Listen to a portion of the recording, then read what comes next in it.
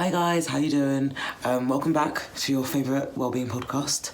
This is DM Talks. I'm Sarah DM, and I wanted to hop on and have a chat with you before you listen to this week's episode. Full disclaimer and full transparency, we recorded, we pre-record every episode, right? And this week I decided to nominate Rihanna's Savage Fenty Catwalk for The Divine. However, it's come to light that Rihanna's show actually included a song that has Islamic narration that is taken from a very sacred scripture within the Muslim community. This has caused a lot of conflict and a lot of offence because diversity and inclusion is really important, and this mistake should never have happened. But I just wanted to make you guys aware that I have spoke about it in this episode, and if I was aware of this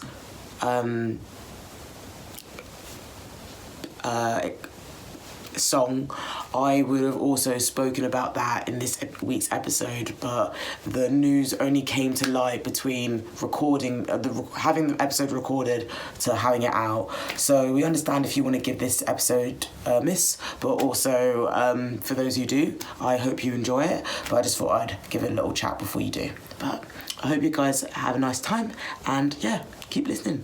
Bye. Hey, I'm just a wellbeing podcast, yo. What you doing? Like, let me live. This is kind of crazy. I just wanted to party and have fun. Are you ready? Yeah. Hey. Oh.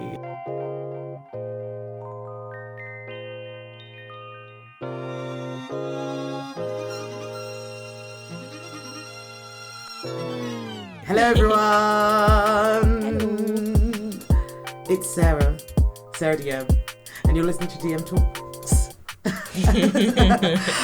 DM Talks. A podcast that aims to promote well-being and assist healing, whether that be physically, mentally or spiritually. Ultimately, we just want to be seen in our entirety. And this podcast hopes to show listeners how multifaceted they are. We're all the centre of our own universe, so why don't we do more to better our own existence? That's such a cute intro. I love it. Thank you. I really did put some work and effort into that. I wanted to, explore all the things. You do have to say it like over and over again, so. But like, it's addictive. I kind of like it. It kind of draws me in for what's about to start. Yeah, it makes you think. Exactly. It makes you ponder, you know? It does. Hello everyone. How are we all doing today? How are we? Are we asking me? Are we asking the audience? To be fair, I was asking the audience. I could have been more clear. It's just because you said it and then you looked at me. So yeah, I was I kind of like tried to pull that in, but who cares? I mean, I'm good. Hi everyone. I'm joined with a beautiful guest today. She is stylish. She is baddie. She is a cutie. Yes. It's Taija. Hello. How you doing? I'm good, thank you. I'm good. How's life? Life is good, you know. I feel like at the moment I'm in such a good place. I feel like at the beginning of this year, my life was just a bit chaotic. Everything was going wrong. Mm-hmm. And then, I don't know, like for the world in whole, everything kind of continued to get worse, what with the pandemic. But then for me on a personal level, everything just got better. So I'm very good. Oh, that's lovely. No worries. So, The Divine. This is the section of the podcast where we want to highlight a good thing, nominate something that has brought us joy. What has brought you joy, Taija?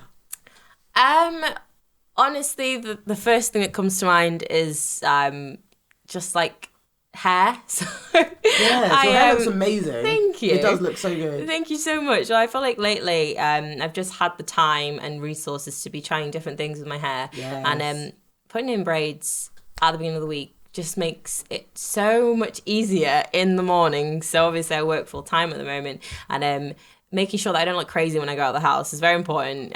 But like having braids that I can just like wake up and do my edges and leave is so easy. And you know, like braid extensions are like £2, so it's it's great. Like, it's sick. Like, so probably hair. It's just simplified my morning routine so much. So, no, I completely get that. I'm hoping to do a look at the end of this month. Yes. Honestly, I'm always excited for your looks. I feel like your looks are always so awesome. I'm always doing different colours, me. Yes. I just love it. Like I'm currently with blue right now. But yeah, no, hair is such a shout. I've been watching loads of videos recently, and it's just made me respect, especially like with black hair as well, the fucking range that we have. The range. Literally, we can do so much. We can do so much. Like, it's actually incredible. Like, literally. Like, one day I'll have what's it called? Braids. Next day I might have pick and drop. The next day, couple weeks later, I might have a cute literally ponytail. Do you know what I mean? And so it's just like there's so much versatility in really hair, my favorite especially thing. black women's hair. Yes. Like you know, our textured beautifulness, and it's making me feel really like grateful for like the ability to change and the ability to like. Do you know what? As well, colors, right? How can I be every single colour now, right? These people colouring their hair, they might have damaged hair after a period of time. Look at me. You're like, you can be blue, you can be green, you can be pink. I can be anything. And your hair is still healthy. It's still healthy. Scalp is glowing, you know? Yes, so, shout out hair. I think that's kind of cool how we talked about diversity of hair, because the reason my nomination also showcases diversity, and it's a really good link for our episode today. And that is the Rihanna's Savage Fenty catwalk. Wow. Can we have a round of applause for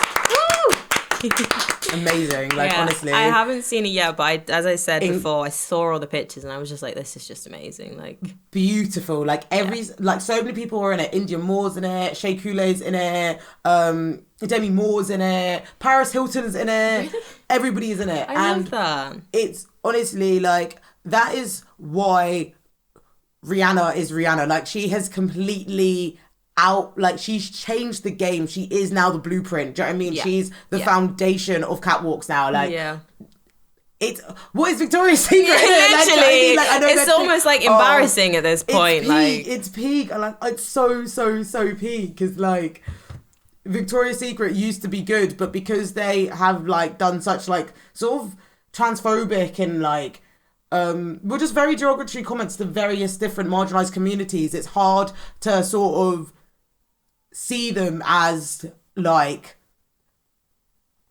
as strong now. Absolutely. Because you've got Rihanna. I feel like you go to a Victoria's Secret show and everyone would be sat there in the audience kind of like, what are they doing? Like, there's no diversity. It's just not the same. Like, as you said, Rihanna's kind of set this standard that now if you want to be the best cat, you're going to have to live up to it. Yeah, no, you have to. And I think we're seeing so many different women and men and in so many different sizes, so many different races. Like, they were so confident. Every single person that was involved with that show, their style was accentuated. Their beauty was portrayed loudly. Yeah, it wasn't trying to change them to fit this like mold. Yeah, this mold. It was ideal. Embracing and like glorifying what they already had. Yeah, so. And I think it's just really like interesting how well, not even interesting. I don't want to say interesting. It's just, it was beautiful. Yeah. Paris Giobo, I think that's how you pronounce her last name, please. She was the choreographer for the past catwalks, for the past Savage Fenty catwalks. Right. And honestly, she's incredible. Her dancing, it's literally a dance show, then the models, and then some music acts. That is literally it. And then Rihanna does the last bit around the town. I love it. It sounds like a little party. It is a party. I can't believe I still haven't seen it. It's crazy. I was speechless. I had adrenaline watching it. Like, I literally was like, oh my God, I need to be in this show. I need to be in this show. Like, it was honestly beautiful, but yeah, no, it was amazing. So we're in the Divine. Oh no, sorry, I'm in the decoding letters. I was gonna say I feel like everybody's just in the Divine. Receipts do this thing where they do like one episode is their podcast and the next episode is their they reply to people's dilemmas, and I think that's really cool. Oh, that's interesting. Have you listened to Receipts? I haven't. No, never. But that's the best podcast. Like, honestly, if people email in, they'll be like, my boyfriend's mum from shitting the bath. Or like some crazy shit like that. Or like, I woke up in bed with my boyfriend's op. Like, do you know what I mean? Like, it's crazy. It's so entertaining. Oh my Lord. Every Wednesday, listen to it. It's so... What is that on? Spotify. It's so funny. Like, it's so funny. Like, yeah, it's the best. It's like, that sounds funny. I'd say with podcasting in the UK, they're like the top. Like, they've been on billboards and stuff. Do you know what I mean? Do you say it's called Receipts? Yeah, the Receipts podcast. They're fucking hilarious. Okay. Amazing. Let's take it to the next segment, which is Decoding the Messes. And this is a segment which involves packing on something that we consider mess. In this week's episode, we are talking about all things representation. And I think it is interesting as we look at Rihanna's show, what it should be. That's the standard now if you want to be in a catwalk. Like, I'm sorry, like that is literally like, there's no one better than Savage Fenty's catwalk. And I just want to see how that sort of has trickled in or hasn't trickled into other parts of society. Because at the end of the day, like, don't get me wrong, that is so amazing that Savage Fenty had been able to produce such a beautiful show. But fashion is also just one facet of her life. Yes. Well, not even fashion.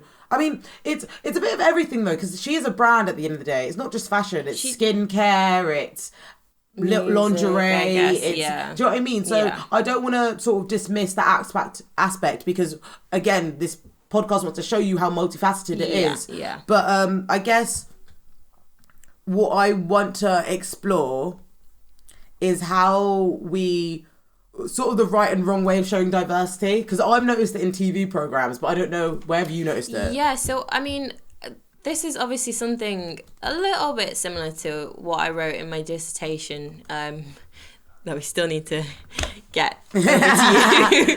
I feel like, so something I was exploring was the idea of like representation and like kind of, I don't want to say, but like air quote, what's good representation and what's bad representation, particularly of people of colour. And something that you might notice quite a bit is that people of colour and their storylines in TV shows are often created by white people. And so it's not really, they're never really authentic three-dimensional characters. It just, how do I say this? It's just a narrative that is... It's not authentic because it's being created. It's being...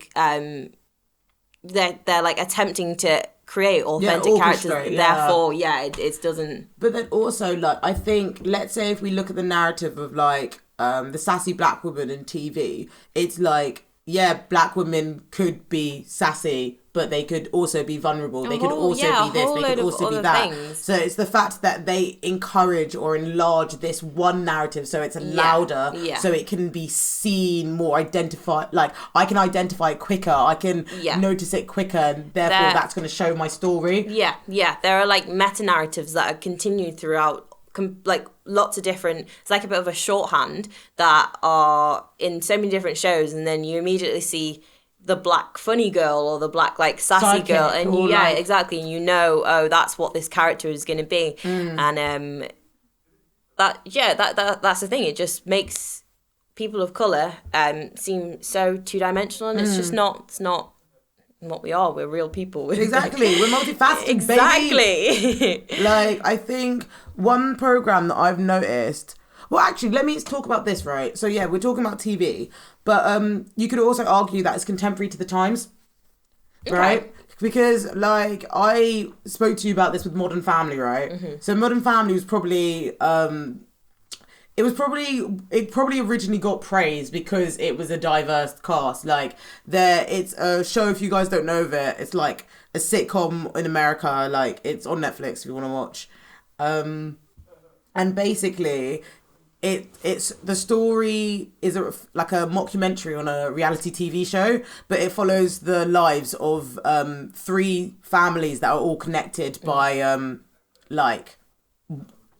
How do I explain this? So, like, it's the dad. It's the one dad who has his family, and he has a daughter, and it's the daughter's family and the son's family. Yeah, so there's one family that's, like, connected, and then it's their partners and their partners' children.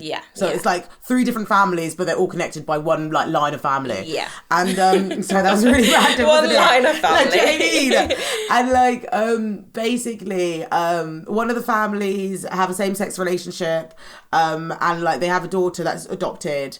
Another family, I'm talking about Phil now, like, he's, like, a very feminine man, and that narrative, I guess, wasn't really shown that much on TV. So everyone applauded their comedy, like applauded their show. However, the show is based on stereotypes. Yeah, like, it absolutely is. Do you know what I mean? Even still within, what are they called? Phil and Mitch? Yeah, Phil and Mitch. Phil and Mitch. Which one's which? Mitch is the ginger guy. Right, okay. Even so, there's still like that whole, well, one's the husband, one's the wife type of like dynamic in there, which is not. They're two gay men. Neither one of them is the wife, but Phil is the one.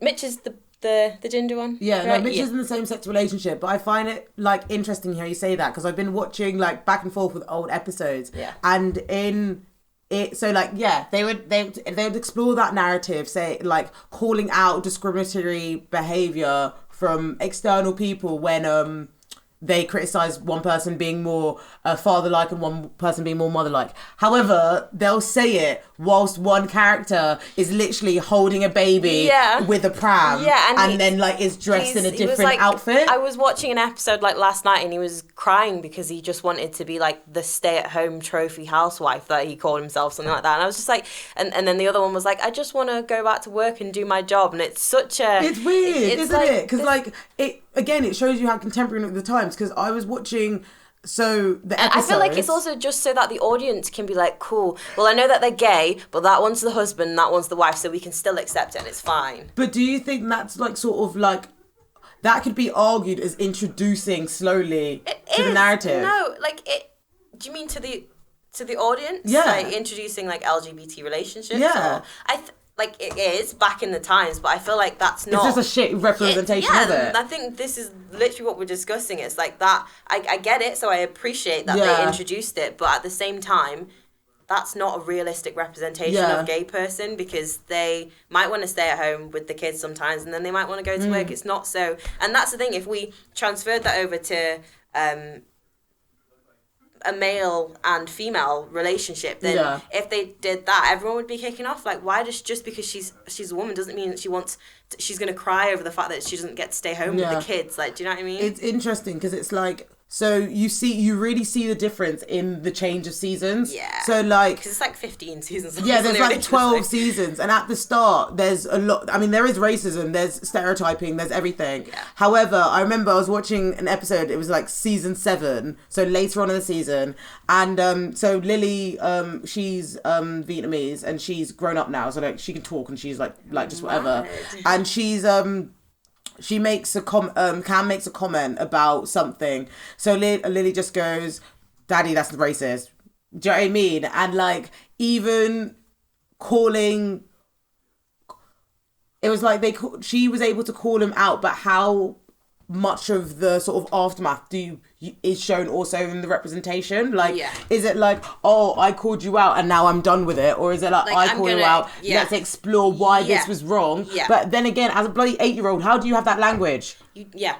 But I feel like it would have been up to the dad to be like, to kind of check himself and discuss with... Exactly. Yeah. But then in season 11, you see how it changes. Like, Cam is... a like gay man, but he also is the captain of a football team, right? I've no idea. I'm like still in season 1. Oh no, I've watched so many episodes. And he's the captain of a football team, and he is criticizing locker room talk, but also in a way that some locker room talk.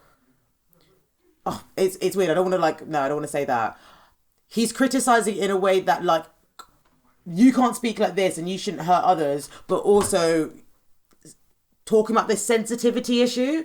And it's really interesting how he was chosen to explore those narratives, because it was like someone from a marginalized community has also obviously the insight to explore this, but also that means that they have the fact that was the person who showed it on the TV. I don't know if that was a good idea, because it was like, oh, that's my idea, now I speak for everyone. It's sort of monetized. Yeah. Like, for my opinion, it just made me think that it sort of made it seem that it was a monetized issue. Like, you know how external forces could say to marginalized communities, oh, it's just this culture. Yeah. That's not true. We're multifaceted. We are three-dimensional. So maybe if the storyline was more accepting and didn't allow him to dismiss other people and sort of push them aside for being sensitive, it would have been more impactful. I totally get that. I feel like as well, just to like kind of loop back on what you were saying before about these things being like not just said and then left. They need to be explained, because the reason that you're saying it on TV is so that you can feel comfortable. And to like educate your, I presume, educate your audience. Okay. But if you don't take that, daddy, you're racist, if you don't take that further and it doesn't get explained to the audience, and they're not going to understand, and things like that will happen in real life again. They won't. You're clearly telling your audience, because you presume that maybe your audience, this is something that they've not touched upon before. So it needs to be explained. It can't just be said and then not taken. But then further. I also think that sort of shows sort of a comfort, because let's say if you have predominantly like white producers or predominantly like white writers, and a limited amount of people of colour or black people, maybe those like, let's say the community that are racial minority, maybe they feel like they can't actually say much because they might be met with microaggressions in those like in those rooms where they're writing. But yeah, I just find it really interesting how one show that is it is diverse to a degree, but it shows you how contemporary we were at the times. Like maybe shows like Sexual Education or Pose might have not met with so much. Actually, no, that's a lie, because there's always that audience out there. There is. Maybe they just wouldn't have been as accepted. I guess there is always that audience out there, but then... But I don't think so, because the thing is, what shows like Pose and Sexual Education have done, been like, look, if you give this, then everyone's going to fucking love it because it's a great show. Do you know what I mean? Yeah. That's what Pose and Sexual Education have gone. But back in the day, I don't know if they would have been met with the same response. Yeah. And as you said, there would have always been that audience that would have met it with that response, but not on such... So large scale. Again, I think that's again to like temporary issues. Like, have you watched Pose? So as I said, I saw Pose like a little while ago. I don't think it's been a while since I watched it, but I did enjoy it. Yeah, I do as well. Same. I watch a lot of TV. But yeah, Pose I haven't seen for a minute, but I did really enjoy it, I think, when I was watching it. Yeah, so. I'm obsessed with this character called Electra. She's fucking hilarious. Electra is the House of Winter. Okay. I'll show you a picture of her. She's a fucking baddie. Electra Abundance. Like, honestly, I'm obsessed with her. She just has so many looks. Yes, I love Electra. The way that she reads people for filth is fucking, like, honestly, it actually, like, it's so entertaining to watch. I'm like, oh, Electra, no. Please. Like, she's definitely a fire sign. 100%. Yeah. No, I think, I remember when was she the one that, like, broke everyone out of prison or something like that? Probably. I feel like, I don't know, I remember on the first episode, she basically was like, they were walking the runway, what's the word? Royalty, and they were like, what are we going to wear? So they broke into, like in a museum and just stole everything. Oh, I remember. And then they did the walk and they fucking slayed it. And the police came and they were just like... Yes. And I was just like, oh my God, honestly, if anybody hasn't watched Pose yet, watch it. It's honestly one of the best shows that I've ever watched. I just love learning all like about like the ballroom scene and stuff like that. It's incredible. Yeah. It's incredible. Have you seen Paris is Burning? Yes. Yeah, it's an amazing documentary. I love how you actually also say that, because I love that documentary, but there's actually another documentary that talks about how people in Paris is Burning didn't also get enough, like, I don't know if promotion is the right word, but they were like do you know what I mean? That Paris is Burning is such a big documentary, but I don't think that was reflected in their pay or reflected in their exposure and stuff. Okay, or like some people were favouritised than others. Yeah. And it did show, again, an intersectional... What's this documentary called? I think it was like Life After Paris is Burning. Right, okay. So I would love to watch it. No, for sure. Life After Paris is Burning. I want to see if I can find it. But in relation to like shows that you think are good for representation, what do you think is?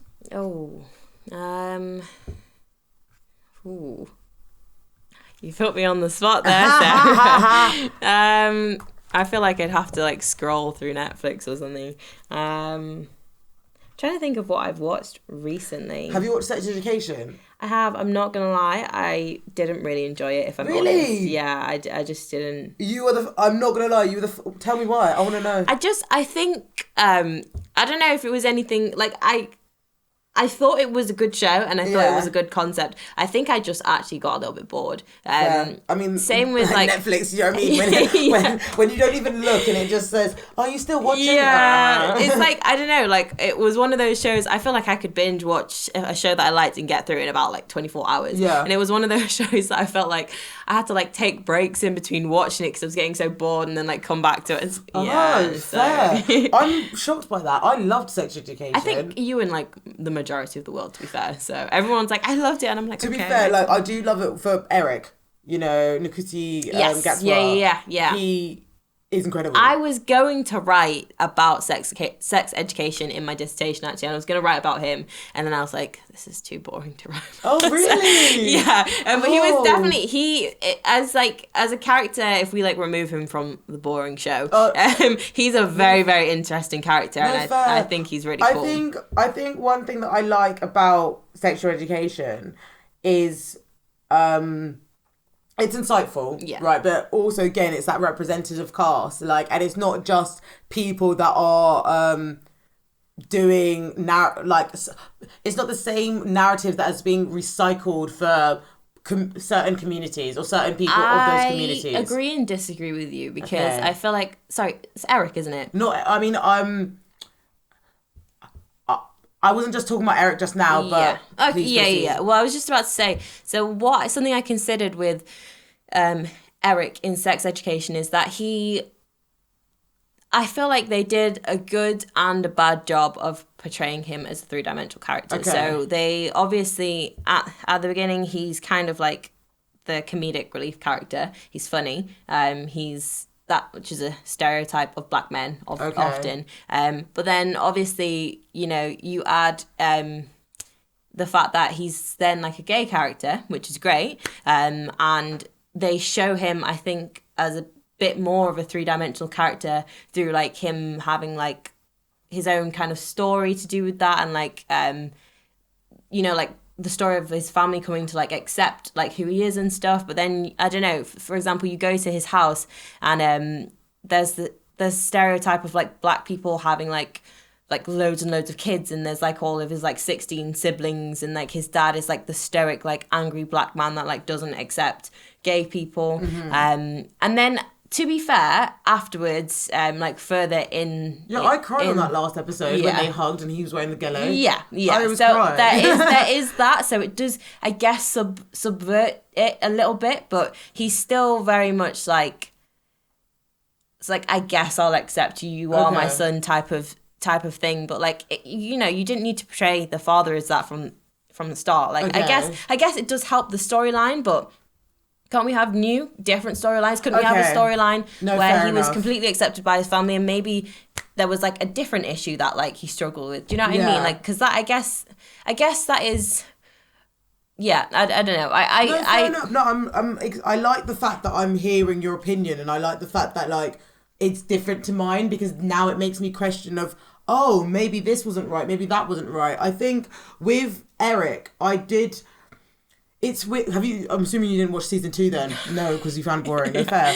So like with season 1, I don't know if he has like if you know if it changes throughout the show. I mean, it definitely does. But like in season 1, one thing that I guess I disagree with you with is like he had already come out. He'd already come out. Maybe it wasn't his.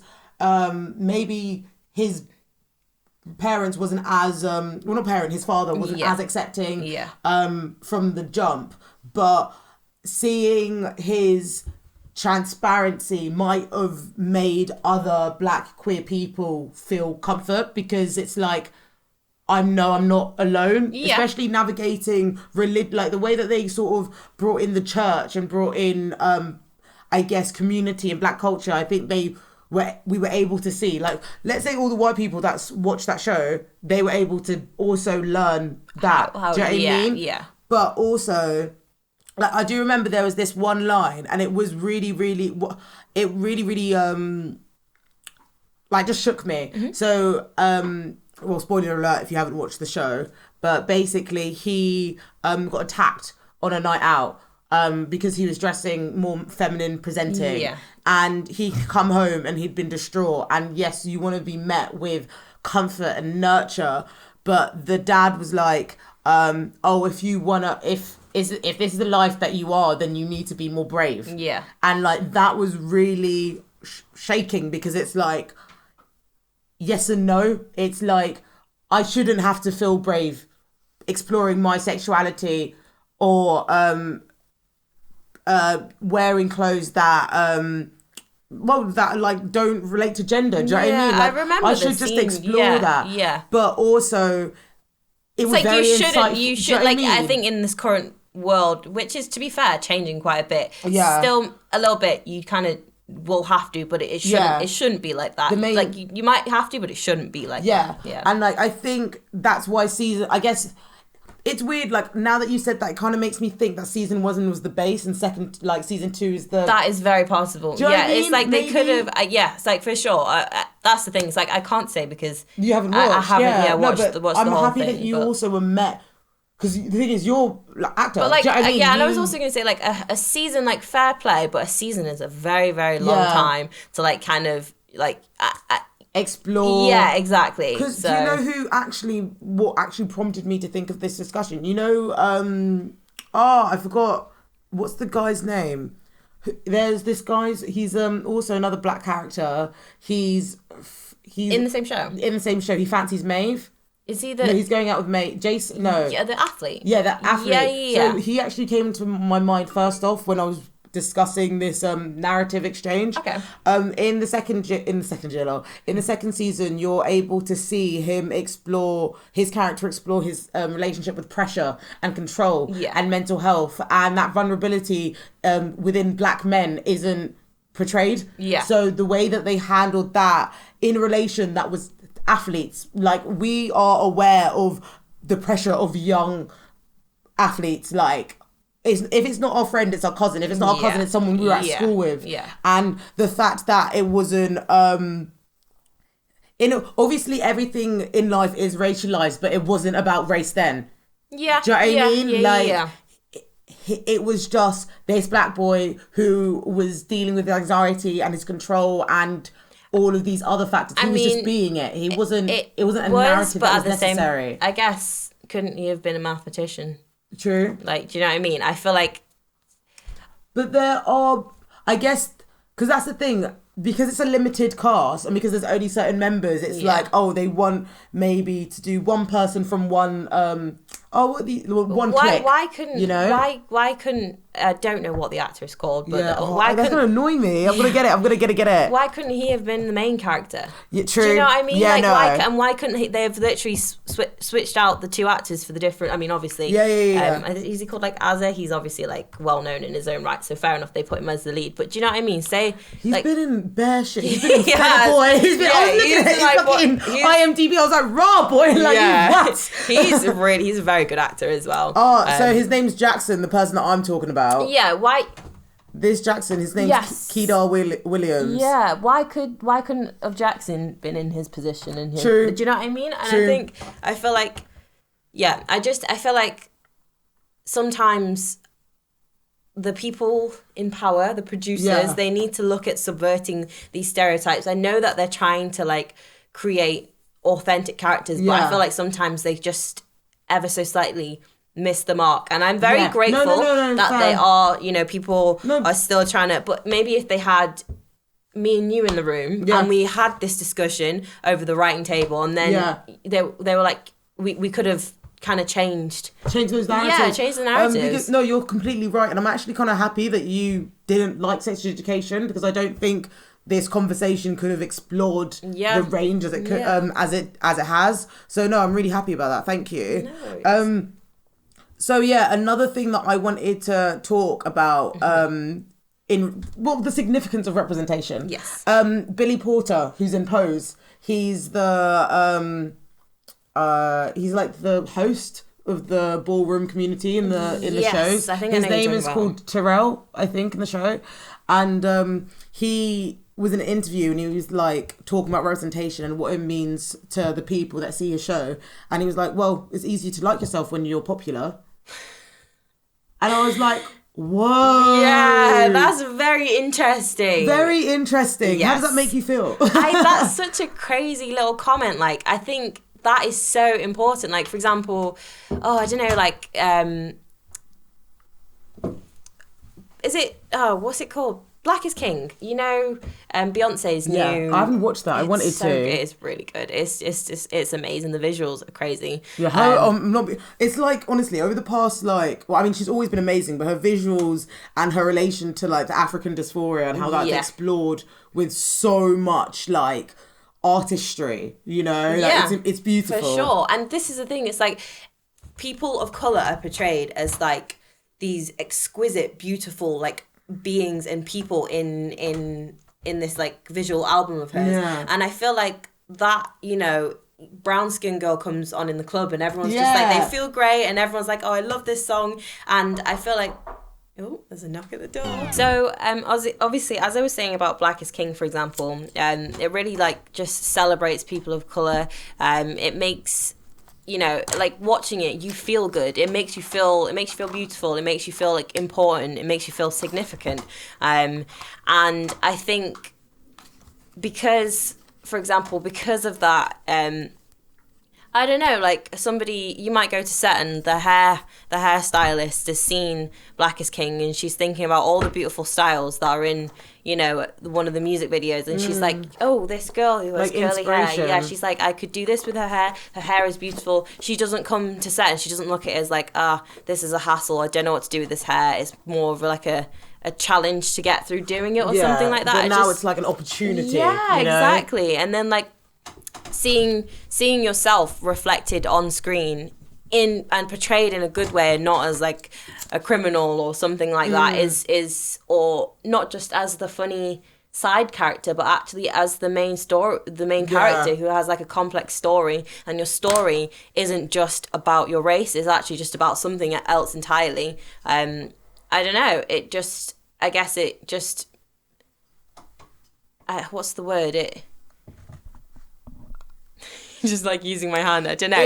It like accentuates. There's so much smoke going on. Sorry. I was like, I was listening to you and I was like, raw, God, it looks like smoky. the house is burning down. No, I know what you mean. It's sort of like It just confirms, like, you, do you know what I mean? It's assurance, but in a different way. It's like, I know who I am, but now, like, it's easy to, you can be what you see, you know, and you can also see what you be. Yeah. And it confirms that cycle of self-assurance, but also of how I bring myself into the world. Exactly. It's which like, I think is really cool. I can see that other people that look like me are the main character. I can be the main character. And my story doesn't just have to be about my race or about my hair. It could be about something completely different. Exactly. Like, this is another thing I think is a problem with representations of people of colour at the moment. I think it's getting better, but often if they are the main character, it will be their character will hold like a message of significance surrounding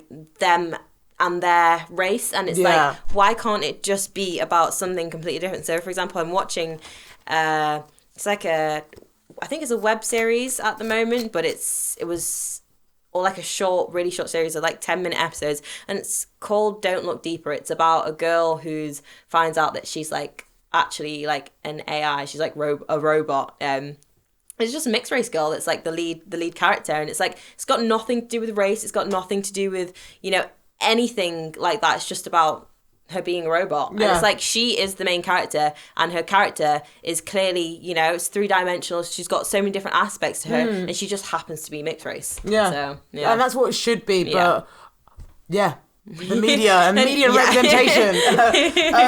But it's, we need to definitely work on it. No, I think this is a beautiful time to bring it to Tara Talks. Yes. And I think in the spirit of representation and sort of like self-actualization, I wanted to do like a past, present and future reading. Okay. Sort of talking about what representation means for us in the future, but also giving us sort of clarity of how we can use ourselves as the directing force. Do you know what I mean? We are in charge of our own lives. Yes, absolutely. And I think that's what I've also noticed in this conversation today, whether it's we're talking about sex education or we're talking about being in those boardrooms. It's like, how are we going to use what we've learned to excel? Yes. And actually with loudly, like Rihanna did it. Yeah.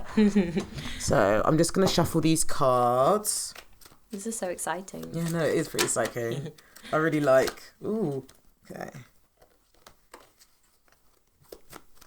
Yeah, I've never really done a proper reading before, so... I'm going to ask you to shuffle those a little bit as well. God, that's a bad idea. Everybody knows I can't shuffle. Don't worry. I don't think many people, most of my guests, they've been like, oh, I can't shuffle. But it's not really about that. It's more about like getting your energy on the cards. Yeah. Because like we're doing a general intuitive reading. I want to give insight into the collective. Yeah. I want to give a shared insight. It's general. Whatever relates to you will relate to you. And that's how I'm trying to push Tarot Talks, you know. Well, my energy will be all over these cards. I'm happy about that. If I have COVID, it will be all over it as well. Oh my goodness, don't say that. Yeah, let's not put that into the universe. Yes, no. Okay, there you go. Thank you. No worries. Right. So I'm going to maybe ask you to split them into 3 here, and then I'm going to put them near the camera so they can be seen. So if I could ask you to put them into like 3 piles, and they will be past, present, and future. Amazing. Should we pop them over there? Could you pick out 1 card from this side? Like, just pick one. Ooh. So when I'm gonna leave the card here, but when they come reversed as well, it also means something different. Okay. So you don't have to reverse them. Amazing. So we got the Fool. This Fool was upside down, but you were drawn to take it up the other way. So it makes me think I'm gonna sort of like leave it in the middle. Okay. You know. So the Fool is all to do about taking risks, being the beginner, and also pushing yourself. It's basically the number 0 in tarot, and that's really important because it can be anywhere in the major arcana. We have to be the Fool in some aspects of our lives to start again. It's sort of like returning back to the source, returning back to our youthful optimism, or like this energy that's very like risk taking, but they're just going to go with it. They're packed. They've got their not baggage. They've got their luggage with them because they're ready to go. They're ready to proceed. They know that danger might be apparent. However, they are comfortable with the journey because they know that's what's going to need to be taken to get them to their destination. Okay. And because you got the Fool is in the past, it's very affirming because it's like, well, I have to start new, don't I? I need to move again. You've got different elements in the card, and that's like fire, earth, water, air. All of this is sort of suggesting that everything is apparent, but you're able to sort of move in the direction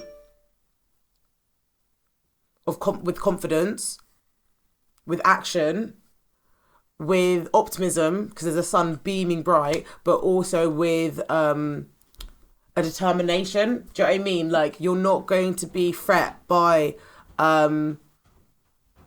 small, I don't want to say small, but like the obstacles that are on your way, because you know that they're going to be needed to provide. It's like if you see mountains, it suggests that there's peaks on the journey, but it's like, okay, there's peaks, but you're going to go over them or you're going to go around them, aren't you? Yeah. You're not going to be consumed by them, that they bog you down. Yeah. So because you got the past, I'm just going to move this card right here. And now, could you pass me a second card from the second pile? Mm-hmm. Ooh, I keep on getting this card. Oh my God, I'm going to take both of these out. Okay, I got both of these cards last week. Mad. Okay, and they were both upside down. Rex, can you take the last card as well? Yes. Oh, okay, cool. I'm like, I have no idea what any of this means. Yeah, sorry, I'm going to move this tiny bit out of the way so then you can have a little see. Over there. Yeah. So, for the second pile, we've got 2 cards, and they're both number 9.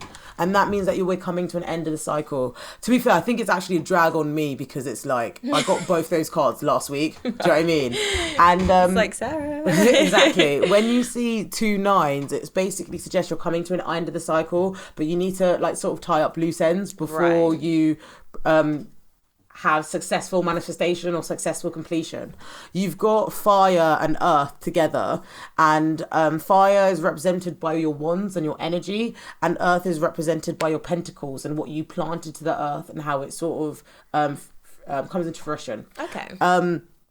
The 9 of Pentacles, which is the lady who's in her garden accepting all the blooming possibilities that's around her, suggests that she has cultivated a space of self-worth, and that has sort of trickled into the external aspects of their life because they're able to look after themselves but look after the things that are around them, whether that's dressing up in their finest garments. You are actually so 9 of Pentacles now that I think about it. You're so 9 of Pentacles. Really? Yeah, 'cause in this deck she's Black Barbie, and like now I'm just thinking like, oh my god, that's you. I love that. But, the 9 of Wands, it shows the resilience. It shows that a wooden fence has been built up, but the wooden fence has been built up because of experiences that have caused them hardship, and no one's judging them for that, but it is their responsibility to provide themselves with boundaries. So,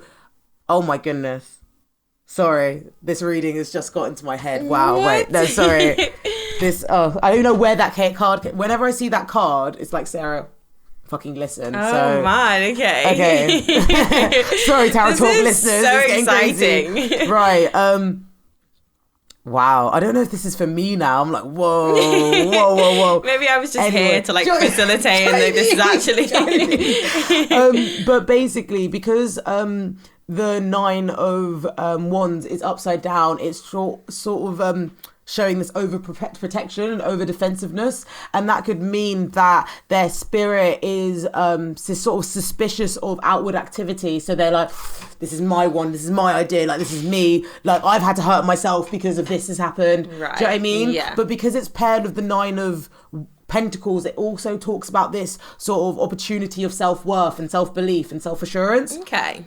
But the 9 of Wands is all about self-care. So it kind of encourages me to think that if an individual can find themselves being grounded on the physical material plane, as in like the one right now with me and you, the one with matter, we're going to be able to reduce the impact of like the spiritual upsurge within us. Right. Okay. Does that make sense? I think I get you. Because it's like the 9 of Wands, right? So the 9 of Pentacles, which is the lady, she's grounded. She's self-care. She's literally chilling. She's blooming. Yes. She's living literally her best life. She's got a bird on her hand. She's got pomegranates everywhere. It shows blooming possibilities. Yes. It's beautiful. It's comfort, it's assurance, but also upside down it could be like, I know I'm that bitch, like it can be a dickhead. Yeah. But with 9 of Wands, it uses it's definitely is that me energy. It's definitely that I've been hurt before, so I'm not doing it again, or I'm gonna be have that barrier up to limit how I was hurt. Right. You know? Okay. But for our future, we've got the Star, right? And I find it really, really, really interesting because these 2 cards at the end are major arcanas, and that's like overarching themes of your life. Okay. But those 2 cards in the middle are daily energies. Right. It's how I can adapt my day to day, or how things are on a narrow scale, you know? Right, or yeah. like a just less than. So what does the star mean for like? Star means faith. No. The star means faith. Okay. The star connects you from, it's the water bearer. They're using a cup, they're sort of pouring into the water, but they're also pouring in onto the earth. So they're strengthening that connection with spirit, with faith, and with their internal and physical state. Oh. When you see the star upside down, it could be related to doubt or worry, or not, you know, the emotional feelings surrounding scarcity. Yes. I feel like that's what the star is linked to. Right. Because when I think of the star, I think of that Bible scripture where the three wise men looked at the star to guide them to meet the baby, baby Jesus. But that star is wisdom. That star was hope. That star was a lifeline that made them move, you know? And when you can't find, let's say, you have to do your own thing to sort of reignite that star in you. You need to do your own thing to like replenish that hope and refill it with love and pour it out again. Because if you don't have that for yourself, then you don't have much. Yeah. And you don't, as we get older, we realize that holding on to hope was easier as a child, right? But and it's I harder feel like now. now you have to do the work to make sure that you Exactly. actually have that hope to, Ever. Oh. We've got the Seven of Swords. Oh no. The Seven of Swords talks about conflict. The Seven of Swords talks about calculation. When you look at swords, it's all to do with your mental realm, and it's to do with calculation, lying. If I want to be, if I'm concealing this data for my own safety and security, or for my own mischievous like element, right? Okay. So when I see this card, it makes me feel very like, I don't want to say suspicious, but very like aware and attentive of the energies that are present. Because yes, this could be someone messing up with my energy, but also it could be overactive thinking. And it's choosing, having discernment to decide what it is. Yeah. Okay. Which I think is quite interesting. Is this like in relation to like the energies in the room right now? And It could be. Ooh. I find that so interesting. It could be, but I think it also could do with an overact. The thing is, with swords, it's this guy leaving, they're sneakily leaving, and they're taking their mental intellect away, but they're looking back at their old ones. Because we got it upside down, it's like actively providing that choice to sort of, what's the word? Like making that choice to carry the mental intellect, to carry our strength and our power and our communication ability to navigate life with, you know? Okay. So it's like if I'm taking my intellect with you, I'm taking what I need. Yeah. Right? I'm yeah. leaving what I don't need behind. However, because of outdated beliefs and because of recycling unwanted thought patterns, I might feel lingering to go back. Because this could talk about rumination. Yeah. But it could also talk about that person that you think is shady. Do you know what I mean? Yeah. And it's you using discernment of I feel like rumination is my one- greatest enemy, to be honest. I said I feel like rumination is my greatest enemy. Yeah, and I think it's sort of, I mean, I could be lying. This all could be for me right now, and I could have have a conversation with someone very, very soon. However, it could also mean that, well, I always do general intuitive readings, and I think this I think this is so present to the collective because we're all in this full period of like starting things new, putting ourselves out there, but we're gonna need faith and hope to carry us through it and maintain our maintain the habits, the processes, and the rehearsal for us to reach our dreams. We just need to try our best to not let our overthinking imagination get the better of us. Yes. But equally, if people calculated, move away. Because that's like the only advice I can give someone who, well, when I see the Seven of Swords card, every time I've seen it, it's like, be wary, be attentive. Okay, but that's not necessarily a bad thing. It's not necessarily a bad thing, but again, so linked to rumination that it could easily be. It's using discernment within self. Are you going to take your swords with you, or are you going to keep on looking back? I guess that's up to you to decide, though. So yeah. Amazing. Nice. Well, thank you for doing that. I Thank you. really enjoyed it. I feel like so much to think about now. It's inside. You'll be able to take a picture of these cards, and I can send it to you as well. I want to do that. Yeah. Amazing. Well, we're going to the last segment now. What's this? It's a direct message. Oh, Direct okay. message. And it's just a little take-home message for listeners. And Is this from me to them? Me or- to them, Oh, yeah. okay. No, I mean for you to them. Ah. You I was like, me what? to them, me to them. Ah, no, And it okay. basically talks about, well, we've discussed stuff in this episode. What do you want to leave listeners with? I guess knowledge is power. So I feel like all of us would like to think that we are more air quote woke than we completely. are. I think I would like to think that. And I know 100%. everyone for sure. So I feel like, I guess, obviously it's great because at the moment we have social media and we have the connection of the internet. So it means that people can share information and access it in a way that we never have been able to do before. So I think just in general, I think you need to everybody needs to make themselves more aware. People need to do more research and they need to be like open to listening, especially, in relation to the topic we've been speaking to about today, just to people of colour and their stories and the stuff that they have to say. Because we are the ones that are living this experience, so we know, and we can create it. Yes, exactly. We need to be in the room when people of colour and their stories are being told. We need to be there, and we need to know what we're talking about. So we need to also, like, just because you're a person of colour doesn't mean that you can exempt yourself from like learning about. For There's sure. always stuff to learn. So yes, just knowledge is power. Do your research, and I will too. Oh, no, that was a lovely message. No, I really, really enjoyed that. I think my direct message for this week is encouraging. I think I've actually said this before, but like the idea of being comfortable with being beginner, being comfortable with being wrong, being comfortable and being open. I think those three things will give you so much ease in your future life. I think Always being like the student, I feel like. always being the student, and the fool is the student.